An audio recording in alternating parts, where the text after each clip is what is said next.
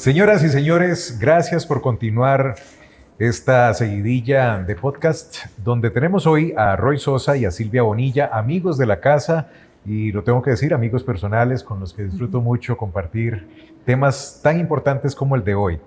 Protección auditiva y riesgos asociados. Silvia, ¿qué tal? Hola, muy bien, feliz de estar acá nuevamente en un nuevo episodio del podcast y acompañada de Roy, que también ya no tenemos un tiempito de conocernos. Roy, ¿qué tal? Todo bien, todo bien. Buenas tardes, Doc. Un gusto saludarla y Ronnie, nuevamente aquí compartiendo con vos. Muchas gracias por la invitación. Entramos en materia de una vez. Me gustaría que cada uno, empezando por Silvia, nos cuente un poquitito acerca de la trayectoria profesional que tiene la doctora Bonilla. Bueno, ya yo tengo 17 años trabajando en salud auditiva. Desde el inicio me enamoré de la salud auditiva ocupacional, entonces ya tengo más o menos el mismo tiempo de estar trabajando en la parte de prevención y conservación auditiva. Tengo una clínica propia acá en Costa Rica, que ya tenemos 15 años de estar trabajando con 3 sucursales y trabajando también en la parte de la capacitación y certificación en conservación auditiva ocupacional. Gracias, Silvia. Roy. En mi caso, tengo 25 años de estar en el entorno de la seguridad ocupacional y cuando comencé, una de las 2 ramas en las cuales se enfocaba 3M en aquel momento era la protección respiratoria y la protección auditiva. Y ahora con la nueva responsabilidad en SAGAX también seguimos enfocándonos en la protección auditiva de los trabajadores, que creo que es uno de los peligros que menos interés le prestamos en los lugares de trabajo, porque el efecto a la salud es en el tiempo. No es que hoy, a solo que sea una explosión, me vaya a generar un daño a nivel del oído interno, que la doctora ahí nos puede explicar más adelante de ese lado, de esa especialidad de ella. Muy bien. ¿Qué los motivó a enfocarse en la prevención de peligros y riesgos auditivos dentro del entorno laboral y dentro de sus respectivas áreas? Roy, continúo con vos. Como parte de la labor que hace uno como asesor en la selección, en la venta del equipo, uno ayuda a todos los encargados de seguridad ocupacional a la identificación del peligro. Y esa parte es muy importante porque muchas veces creemos que oír la música alta no estoy generando un ruido, y sí estoy generando un peligro, una afectación en el largo periodo de tiempo a mi sistema auditivo. Entonces muchas veces el usuario final, el trabajador, no puede identificar cuándo realmente me puede producir un daño o no. Y el ruido es bastante complicado, a nivel físico es bastante complicado. Y muy diverso. Muy diverso, hay diferentes tipos de ruido y la gente a veces no sabe identificarlos. Puede ser que tengas una sirena a más de 85 decibeles. Pa, pa, pa, pa. ¿Otra vez? Pa, pa, pa, pa. Y la gente tal vez dice, no, eso no me va a producir un daño porque nada más lo oigo cierta cantidad de tiempo en el día. Pero ahí es donde tenemos que entender y ayudar a la gente a entender cuánto es la dosis a la cual se están exponiendo, no al nivel, sino a la dosis, que es otro factor muy importante. ¿Sí?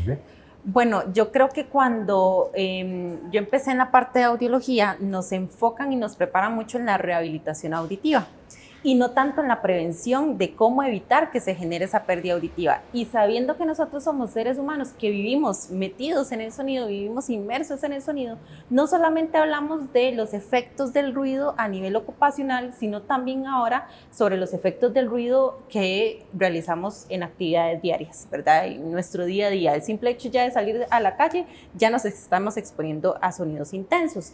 Entonces a mí me interesó mucho esa área y desde el principio de mi carrera empecé a prepararme específicamente en la parte de cómo evitar, ¿verdad? A largo plazo los efectos que tiene el ruido, no solamente en la audición, sino también en el cuerpo humano. Roy, continúo con vos. ¿Cómo se identifican los peligros auditivos en un ambiente de trabajo? 1.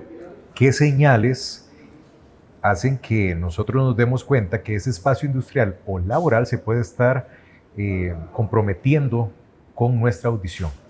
Sí, eso es muy importante. Una de las principales características para identificar que yo estoy en un ambiente laboral ruidoso, y es una regla como práctica que utilizamos nosotros, es que si yo a 1 metro de distancia tengo que elevar mi tono de voz, mi volumen de la voz para que me entiendas, ya estamos en un ambiente ruidoso. Otra de las características principales también es el escuchar a los trabajadores que están en esos entornos industriales, si hay quejas de que les duele mucho la cabeza, de que no se pueden comunicar bien, de que no escuchan señalizaciones de emergencia, etcétera, etcétera. Ahora, eso en el entendido que lo digan. Que lo digan, sí. Porque sabemos de muchos trabajadores que con tal de no ni siquiera llegar donde una alta gerencia, van a involucrar la dolencia o la inconformidad que tengan. Sí, por eso es muy importante. Yo siempre le digo a los encargados de seguridad ocupacional, vayan al piso, vayan a hacer seguridad ocupacional al piso, no en la oficina, no viendo reportes. Sé que tienen muchas cosas que hacer, pero también parte de su labor y su responsabilidad es ir a estar frente al trabajador, entender al trabajador qué está pasando y qué está sintiendo para poder tomar medidas de control a tiempo. Dentro de la metodología, ya una vez que el trabajador me levanta la mano y me dice, hey, siento que me está pasando esto, hay una metodología. Y dale con la pregunta que sé que me ibas a preguntar algo. Mira, ¿qué tipos de industrias o tareas presentan los niveles de peligro o riesgos auditivos más altos y por qué? Todas las industrias hoy en día. ¿Por qué? Porque la producción se ha masificado. Hoy producimos más unidades de botellas o producimos más unidades de X cosa. También tenemos que pensar en las compañías donde no está la modernización de los equipos como robots. Si entras a una planta donde hacen tractores, mucha de la soldadura o el trabajo metalmecánico, en ciertas plantas son hechas por robots, pero en otras plantas o en otras parte del proceso de esa máquina no se puede hacer con un robot porque requiere cierta capacidad humana para hacerla. Entonces, para mí, hoy en día en todas las industrias yo voy a tener ruido. Claro. En todas las industrias voy a tener ruido. Y para completar la pregunta anterior que me hacías, ¿cuál es la metodología? Lo primero siempre es identificar el peligro mediante las quejas de los trabajadores o yo ya identificar que ahí por percepción hay ruido porque me cuesta hablar y que me entiendan, y luego están los mapas de ruido, luego están las dosimetrías y luego están las mediciones puntuales de área, que son las tres grandes metodologías que se conocen más comúnmente. Silvia, te repito la pregunta a vos. ¿Qué tipos de industrias o tareas representan niveles tan altos que se pueden volver pues, incómodos para nuestra salud? Bueno, históricamente siempre se ha hablado de industrias como la manufactura y la construcción. Son como las más elevadas, donde estamos hablando que podemos escuchar o llegar a percibir niveles de hasta más de 100 decibeles. Que ahí son es un montón de volumen. Es, ¿verdad? Una discoteca. Exacto. Y en un periodo de tiempo muy corto, ¿verdad? Estamos hablando de que esa exposición al sonido durante 8 horas, que es lo mínimo, y son industrias en donde se acostumbra a trabajar todavía más de 8 horas. Estamos hablando de 12, 16 horas. Entonces ahí, como decía el ingeniero hace un rato, el tema de la dosis y de cuánto nos estamos exponiendo, porque con el tiempo vamos generando una acumulación de exposición a ruido y eso va generando fatigas auditivas que nosotros no vemos, pero que sí se sienten, y lo que pasa es que generan una falsa seguridad, porque al exponerme yo al sonido, la persona disminuye su audición y como un sistema de protección, al tener descansos auditivos en completo silencio, recupera su audición, entonces no ve un peligro inmediato, sino que con el tiempo va generándose la pérdida auditiva. Es algo que no vemos, pero por eso es importante mantener los controles, no solamente a nivel subjetivo, donde estamos viendo los efectos auditivos de los problemas de comunicación, sino también a nivel objetivo, donde estamos midiendo y determinando cuáles son las zonas más riesgosas. ¿Cree usted, doctora, que se está tomando una real conciencia sobre los peligros auditivos o los estamos subestimando como en general lo hacemos? Yo quisiera decir que sí, pero la realidad es que en la lista de todos los sistemas de protección a nivel ocupacional que tiene que cumplir una empresa hoy en día, en el 2025, porque en el año 2000 era otra historia, ¿verdad? Hoy en día, en el último de la lista siempre está protección auditiva y audiometrías. ¿Verdad? ¿Por qué? Por temas de presupuesto, porque no le ven una importancia inmediata, por el tema que estamos hablando de que yo no veo la pérdida auditiva. Pero quiero decir que sí hay un poquito más de conciencia en el sentido de que ya se solicitan más los programas de conservación auditiva, hay más protectores auditivos hoy en día en el mercado que son más gentiles con diferentes tareas y diferentes trabajos, entonces se está creando un poco más de conciencia, además de que tenemos estos espacios en donde informamos a todos los colaboradores que trabajan dentro de la parte de conservación de la salud de los empleados en una empresa. Gracias. Creo que nos adelantamos un poquito hace un rato con la respuesta a esta pregunta. Te la vuelvo a hacer. ¿Qué método se utiliza para medir la exposición al ruido en un entorno laboral? Ok, como les decía anteriormente, existen 3 metodologías principales, no es que son las únicas, que son los mapas de ruido, que un mapa de ruido a mí lo que me da es la información de áreas de mi planta. Eso es toda una metodología donde tienes que seccionar por una área determinada de 30, 50 metros cuadrados, ir a tomar la medición en el centro de esa área y hacer varias repeticiones dependiendo de los sectores que tengas. Luego sacas un promedio, entonces te va a dar la medición promedio de esa área y luego puedes identificar gráficamente con colores cuáles áreas están por encima del límite permisible de exposición. Y eso es muy utilizado como para darme cuenta a nivel general por secciones de mi planta donde tengo que yo ir a intervenir inmediatamente y tener medidas de control. Para no perdernos en la idea, porque estamos hablando precisamente de esas mediciones a la exposición de ruido. Vamos por los mapas. Me gustaría interrumpirte acá y preguntarte, ¿quién hace esta medición? ¿Y dónde llegan esos resultados? ¿Y dónde se esconden esos resultados? Bueno, estas mediciones deberían de ser hechas por profesionales, por higienistas ocupacionales que tengan experiencia haciendo mediciones de ruido, porque hay higienistas ocupacionales que se especializan en hacer mediciones de moléculas, de contaminantes en el aire, o estrés térmico, o etcétera, etcétera, etcétera. Yo me he encontrado casos donde he visto a personas haciendo mediciones con el micrófono del sonómetro, o el decibelímetro, o el analizador de octavas de banda a esta altura. ¿A dónde están mis orejas? Están aquí. Debería estar aquí la medición. O personas que uno les pregunta, ¿te calibraron el micrófono? No sé. Estoy pagando por una medición y no tomo en cuenta esos controles de calidad que debería tener el equipo a la hora de hacer la medición. Sí. Y es en el mejor de los casos, porque hoy en día también se usan hasta los celulares para hacer los las celulares, con una claro. aplicación de NIOSH, que NIOSH la genera con la mejor disposición, pero tenemos que tener claro que un celular no tiene una certificación ANSI para el tipo de micrófono que uno requiere, ya sea un tipo 1 o un tipo 2, por lo general se mide con micrófonos tipo 2. También la gente, Doc, no sé si le ha pasado que la gente no sabe en qué escala medir, ¿por qué tengo que medir en escala A o en escala C?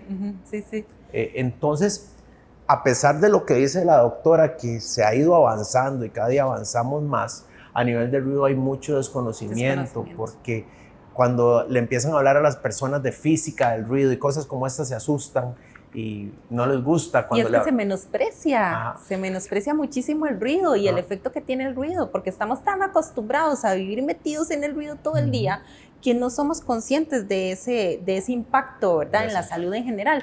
Y hablando específicamente de las herramientas que tenemos hoy digitales, que son muy importantes, nos pueden servir de referencia, pero no para hacer mediciones como tal, para la toma de decisiones. Y ahí es en donde entra la decisión de tomar un sonómetro que esté calibrado, que esté al día, la importancia que también conozcan que esos equipos se calibran, ¿verdad? Que hay que llevarlos a un laboratorio técnico a calibrar, y no es solamente de captación del sonido, sino también de la validez del micrófono que está captando ese sonido. Entonces es todo un tema, ¿verdad? Y que tenemos jóvenes, que desarrollar. Creo también hay un temita por acá de interés.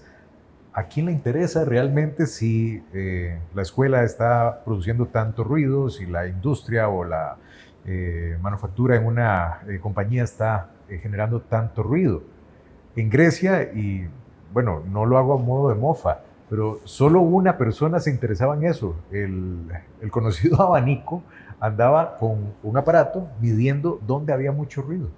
Y la gente lo tildaba de loco.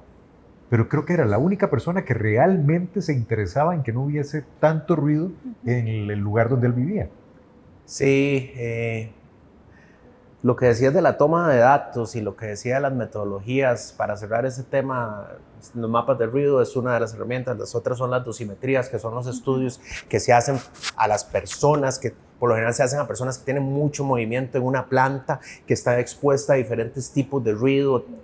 Entonces necesito saber a qué está expuesto, a qué tipo de ruido. Bueno, el tipo de ruido no me lo va a decir, a la intensidad de ruido y a la dosis a la cual está expuesta. las dosimetrías, y luego están las mediciones puntuales, ¿verdad? Que yo hago nada más para identificar si estoy en un área de ruidosa o no, y también existen ciertos equipos que son indicadores de ruido que te los puedes poner en la solapa y entras a un lugar y si se prende una luz roja estás por arriba de 85 decibeles, más o menos 5 decibeles es la tolerancia de ese tipo de equipos. Entonces ya eso te puede ayudar también a identificar si estás en un área ruidosa. ¿A quién le interesa? Al departamento médico. Yo siempre les decía a los de seguridad ocupacional, el médico ocupacional no es tu competencia, el médico ocupacional es tu socio para que ustedes integren relaciones y estrategias que van a beneficiar ¿a quién? A los trabajadores y a la empresa. Entonces, imagínate, llegarle yo a la doctora, doc, hice un mapa de ruido, tengo estos datos, o hice esta dosimetría y la dosis de esta persona es un 200%. ¿Qué hacemos, doc? Y es que no hablamos solamente de la parte de los efectos a nivel auditivo, sino también en el cuerpo. Cuando vemos que hay casos de aumentos de presión alta, que hay casos de estrés, incluso cuando vemos que se baja la cantidad de producción que están generando en el día a día, puede ser por el efecto del ruido, por el mero cansancio que les genera. Entonces, ese trabajo que realizamos en conjunto, salud ocupacional, con la parte médica y la parte de audiología, es muy importante para poder sobrellevar y para poder integrar principalmente toda la información y para poder tomar decisiones a futuro. Doc, no se me vaya tan allá con la respuesta porque la siguiente pregunta va relacionada con eso. ¿Qué determina si un trabajador está en un lugar realmente ruidoso, expuesto a algo que puede traerle problemas a su salud auditiva? Bueno, con los mapas de ruido que venimos hablando, vamos a tomar decisiones porque vamos a identificar cuáles son las zonas que tienen niveles de sonido muy intenso. Y ahí estamos hablando de un punto de referencia. En este caso tenemos estándares internacionales que son los que tomamos de referencia. Está NIOSH, está OSHA, ¿verdad? Entonces, dependiendo de con cuál estamos trabajando, esa va a ser la referencia de decibeles que vamos a tomar en nuestro programa. Y las personas que están en esa zona donde ese nivel de intensidad es superior a 80 o 85 decibeles son a los que los vamos a poner debajo de la lupa, los vamos a estar vigilando, porque son los que eventualmente pueden llegar a presentar un problema auditivo que va a ser irreversible. Y eso es lo que queremos evitar. Hablemos de las audiometrías como parte fundamental de las herramientas que tenemos para saber si estamos realmente trabajando en la prevención de la hipoacusia. Las audiometrías son parte fundamental en el plan de conservación auditiva. Por mucho tiempo se estuvo invirtiendo en la parte de protección auditiva, en la parte de las mediciones de ruido, y las audiometrías se dejaban de último en la lista. Y en realidad la audiometría es la herramienta más importante que nos va a decir la pauta, es como el latido del corazón que nos va diciendo cómo está funcionando ese plan de conservación auditiva, porque la comparativa que yo puedo hacer con las audiometrías año con año es la que me va a decir si las decisiones que estamos tomando y los cambios que se están implementando están siendo efectivos para el objetivo que es evitar la pérdida de audición. Cambios que se están implementando. Retomo de ahí para tu pregunta, Roy. ¿Cómo aportan los fabricantes o distribuidores de EPP a la identificación del tipo de protección auditiva más adecuado para cada entorno? Es una pregunta muy importante y es una pregunta que no todos los fabricantes se toman el tiempo de ir a analizar datos cuando los datos ya existen. Comparar esos datos versus los datos de atenuación de cada protector auditivo. También es muy importante analizar las actividades de cada trabajador, porque yo no puedo llegar y decir, estás expuesto a 90 decibeles, ocupas un protector auditivo que te dé una reducción de ruido de 5 decibeles en promedio. Para que queden 85. Para que queden 85. Manejable. También es importante comprender a cada trabajador. Este trabajador tiene algún problema en específico, ya tiene un cambio en su umbral auditivo, que entonces ya tiene un cambio en el umbral auditivo, ya tenemos que trabajar con un nivel de referencia, con un nivel de seguridad para no llevarlo hasta 85 decibeles. Entonces hay que analizar todas esas cosas, muy importante ir al campo, ver la tarea, ver qué es lo que hace para buscar un equipo que sea compatible con todo el equipo que él ya esté utilizando, que eso muchas veces, como te lo digo, llegan personas y nada más, sí, ocupa un tapón. Quiero el que me atenúe más, Ajá. el de última tecnología, el que salió 2025, pero no revisan cuáles son las necesidades de cada persona. Una simple infección en el oído puede hacer que el tipo de protección auditiva vaya a cambiar. Algo tan importante. Algo tan importante y algo tan sencillo. Entonces, no es solamente tomar la decisión en compras, porque antes era, de verdad, el departamento de proveeduría que decía, vamos a comprar el protector auditivo que sea más barato, pero que me proteja más. Y ese es el que vamos a aplicar a todos. Y en realidad tenemos elementos que evaluar para tomar esas decisiones. Por ejemplo, algo tan sencillo. De la población de trabajadores quienes han tenido infecciones a nivel del oído. Una persona que tiene esa predisposición no le puede dar un tapón. ¿Por qué? Porque si él está en un entorno que es sucio, un entorno donde él no...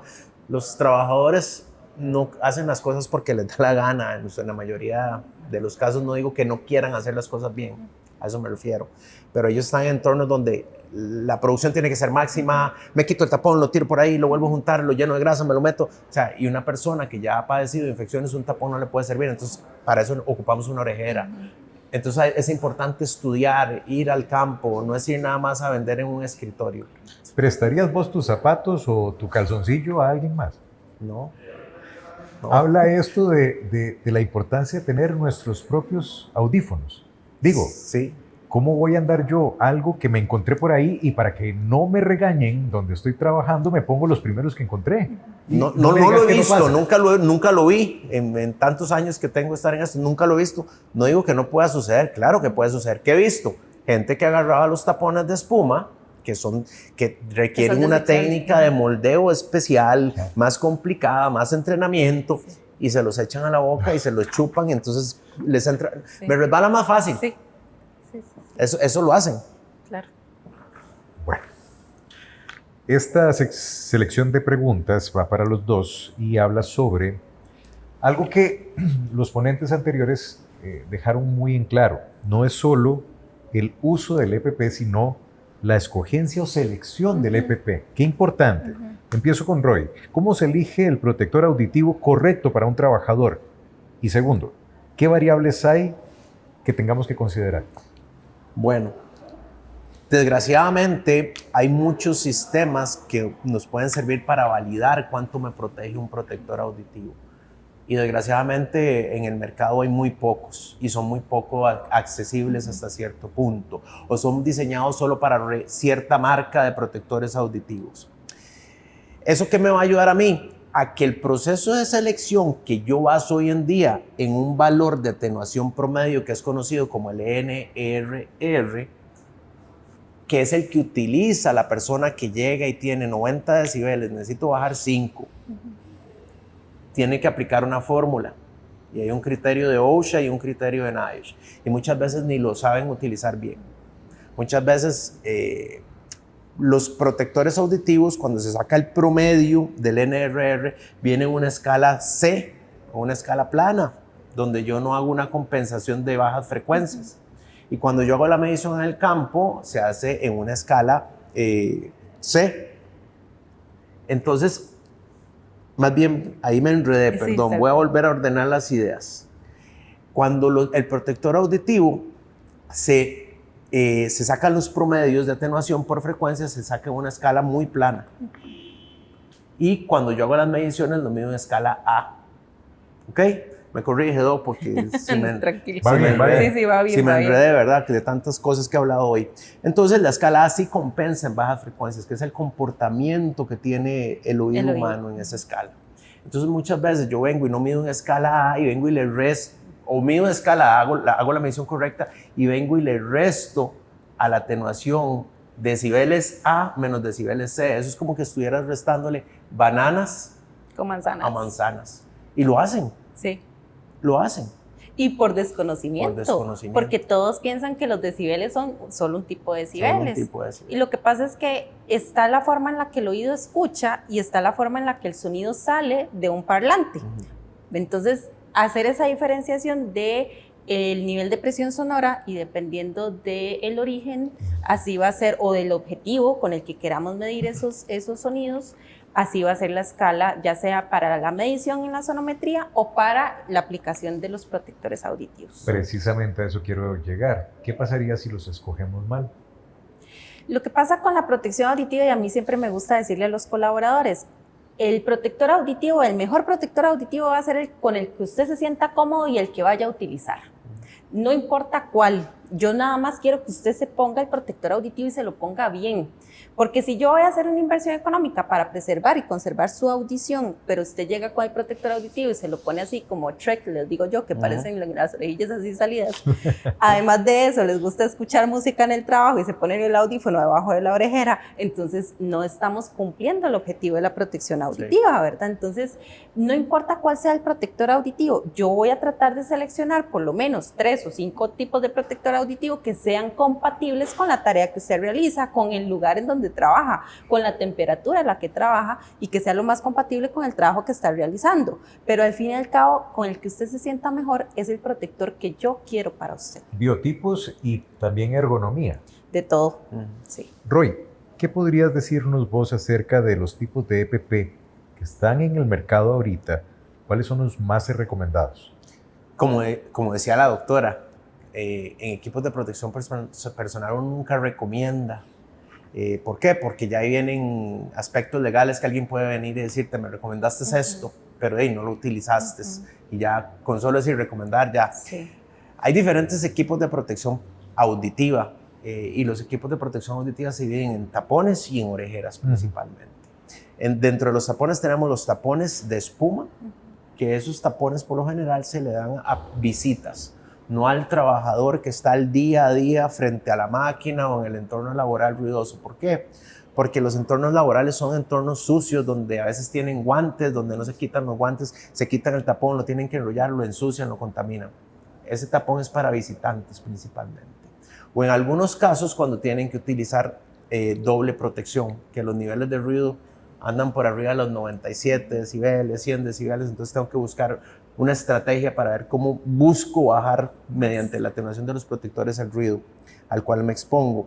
Luego están los tapones reutilizables, que son tapones de 3 fases con 3 falanges que se pueden utilizar. Y también hay tapones con una tecnología de entendimiento situacional que cuando están expuestos al ruido hay un filtro que no deja pasar las ondas del ruido, pero cuando yo llego y hablo, sí identifica las ondas, las frecuencias del habla y las deja pasar, las filtra y me deja entender qué me están hablando. Esos serían los 3 tipos a nivel de tapones. Y luego están las orejeras. En las orejeras están las orejeras de diadema, están las orejeras para casco, están las orejeras para soldador que se acomodan con una banda trasera que no va a ser incompatible con el casco de soldadura. Y también hay otros equipos con entendimiento situacional a nivel de orejeras y también hay equipos con radiocomunicación, que yo puedo estar en un entorno donde hace mucho ruido, puedo conectar mi radio mediante un cable o Bluetooth y cuando me hablan por el radio puedo estar en comunicación en lugares ruidosos. Eso serían la globalización de los equipos de protección auditiva. Roy, ¿qué tan común es el uso incorrecto de estos aparatos? 101%. Wow. Es súper común, o sea, esa es la norma. Lo raro es ver los que se los pongan bien, ¿verdad? Y es porque tenemos que también pasar por un tema de capacitación, ¿verdad? Que muchas veces no lo reciben, ¿verdad? Porque en el día a día, la cantidad de rotación del personal, ¿verdad? Estar capacitándolos para sus nuevos protectores, a veces no les interesa lo que uno les está diciendo, a veces ellos no creen en la parte de protección auditiva porque ven que no es importante o simplemente porque sienten que no se comunican bien. Entonces, incluso a veces hasta se los quitan. Eso es muy importante lo que dice la doc. No nos comunicamos bien, no entiendo. Entonces ahí caemos en la sobreprotección. La sobreprotección. Por una mala selección, que también es malo. Que también es malo. Que también, al principio la doctora decía, había un cliente muy grande en Centroamérica, muy grande y muy significativo para la región, no está aquí en Costa Rica, que ellos compraban tapones desechables con el nivel de atenuación más alto. No les importaba el tamaño del tapón, no les importaba la forma. Nuestros canales auditivos tienen diferentes formas. Mi canal auditivo derecho es como hacia abajo y el izquierdo para arriba, diferentes gruesos. Entonces, ¿qué? ¿Salían más económico? Más económico. Los protectores a veces eran los más económicos. Sí, pero o sea, Entonces compraban nada más basados en eso, el que tenga una tasa de detonación más alta. Sí. Y eso es súper incorrecto. Y eso se convirtió en una competencia en el mercado. En el mercado de protección auditiva llegó un punto en el que ganaba el que tuviera el número más alto en RRR. Y no es así, ¿verdad? No es así porque eventualmente, bueno, tenemos que aplicar una fórmula porque el número que usted ve en el paquete no es el número de protección auditiva que usted está recibiendo. Y el tema también de qué tan compatible es con el puesto que está desempeñando la persona. ¿Cómo hago para que los trabajadores realmente lo utilicen? No porque yo los obligo, sino porque hay una estrategia. ¿Cuál sería? Yo creo que hay que llegar a un equilibrio tanto de información y capacitación como también de escuchar al colaborador, de saber y conocer cuáles son sus necesidades. Hay personas que tienen muchísimos años en una empresa, se acostumbraron a trabajar de cierta manera y venís y les impones un tipo de protector auditivo, eso va a generar rechazo y simplemente no se los va a poner. Entonces el objetivo no se cumplió. Entonces dialogar, ¿verdad? Ver las necesidades, involucrarlos en el proceso a veces también de la selección es muy importante. Súper. Y eso puede marcar la diferencia en cuanto al hecho de que se los quieran poner o simplemente se ponen de rebeldes y no se los ponen. Les pregunto a los dos, ¿por qué las empresas encuentran un obstáculo al momento de implementar todo esto que es para la salud de sus colaboradores? A veces es un tema de presupuesto, a veces es un tema de desconocimiento, ¿verdad? Yo creo que hay varias aristas que hay que revisar, pero de verdad yo quiero ser optimista y pensar que vamos por el buen camino y que estamos haciendo nuestro trabajo bien en la parte, cada uno en su área, y tratando de educar, informar y generar ese cambio de mentalidad, que es lo que queremos para el futuro. Sí, y otra parte muy importante, además de lo que dice la doctora, creo que es la falta de conocimiento de los efectos a la salud que puede producir el ruido. Porque vos cuando hablas con los trabajadores y les decís, es que estás expuesto al ruido, sí, me voy a quedar sordo. Eso es lo único que piensan, me voy a quedar sordo. No piensan que el ruido puede generar estrés, que puede generar desconcentración, que la desconcentración en un lugar de trabajo peligroso puede generar un accidente, incluso la muerte, por no entender instrucciones o no escuchar señalización de emergencia, la baja moral, la baja productividad, problemas de erección, porque el estrés te genera eso. Entonces yo creo que la gente nada más piensa, ruido, sordo. Sí. Claro. Sí.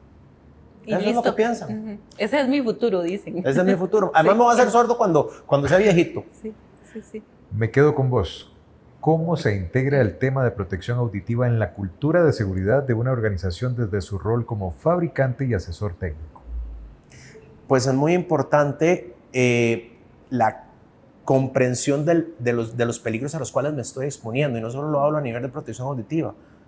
Todas las empresas tienen miles de peligros, y dentro de esos miles de peligros está el comunicar los peligros a los trabajadores para que ellos entiendan a qué se van a exponer. ¿Cómo voy a controlar esos peligros? Bueno, identificarlos. Una vez que los identifico, si estás por encima de los límites permisibles del, llámese lo que se llame, el tipo de peligro, ¿cómo los voy a controlar? Empezar a entrenar a las personas en comprender qué efectos nocivos le puede producir ese peligro al cual se expone, y todo eso genera una estrategia que al final del día son los sistemas de gestión de seguridad ocupacional. ¿Cuáles son las principales recomendaciones que podríamos dar a una empresa que todavía no tiene un protocolo claro sobre la protección auditiva?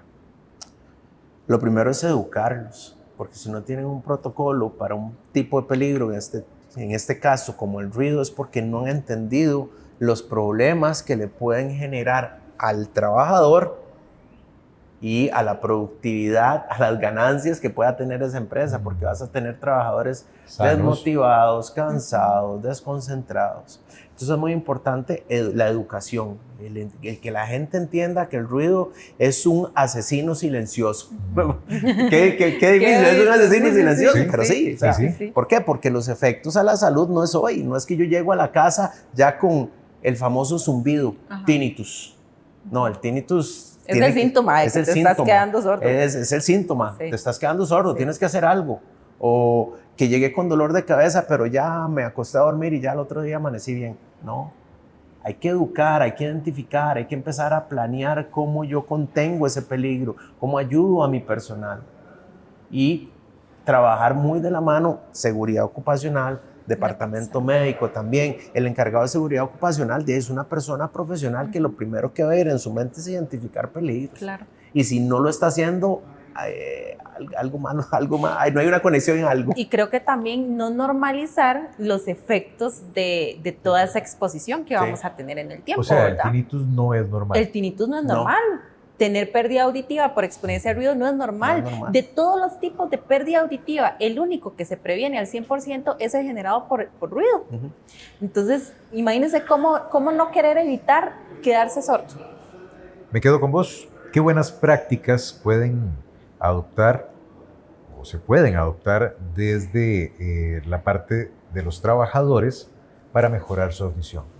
Bueno, siguiendo con la parte de la educación, ¿verdad? Estos espacios de información que conozcan cuáles son los efectos del ruido, qué puede pasar si yo me sigo exponiendo al ruido en el futuro, pensar cómo quiere usted también vivir en el futuro, cómo quiere envejecer, si quiere escuchar a sus nietos, a sus hijos, ¿verdad? En la familia, porque se nos olvida que parte importante de escuchar bien es comunicarnos y mantenernos cerca de las personas, ¿verdad? Entonces, tener primero ese conocimiento, luego tomar las decisiones correctas con base en esa información, generar esa protección auditiva, asistir a los exámenes auditivos. Yo he visto colaboradores que llegan de mala gana a hacerse el examen, no quieren, llegan de chicha a hacerse un examen porque, ay, es que estoy perdiendo el tiempo, o no, qué pereza, estoy bien, ya para qué esto, todos los años me mandan a hacer el mismo examen. Sí, señor, todos los años hay que hacerle el examen, porque todos los años, imagínese usted 12 meses exponiéndose a ruido, eso puede cambiar mucho. Claro, Entonces, tener un poquitito de amor propio y decir, pucha, o sea, la empresa está haciendo esa inversión en mí,